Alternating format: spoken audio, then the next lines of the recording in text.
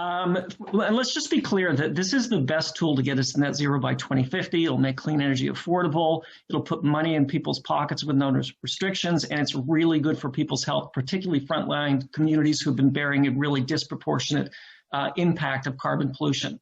The elements are really simple. If you talk to almost any economist in the world, they'll say if you want less of something and you want less of something quickly, make it more expensive. So that's what we do.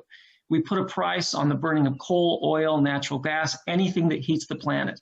But then the second piece of it is we send all the money back to households. There's a lot of good things you could do with money.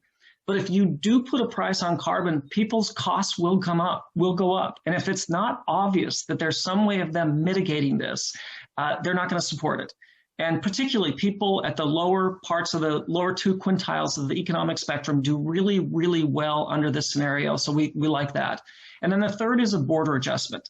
And that actually might be the most important feature, because what the border adjustment essentially says is to other countries, if you don't put a price on carbon in your country, we're going to impose it here. We're going to make your imports more expensive, and we're the biggest importer in the world. So having the border adjustment that tells other countries you need to set your own price or we'll set it here, it keeps it really simple. Those are those 3 simple elements.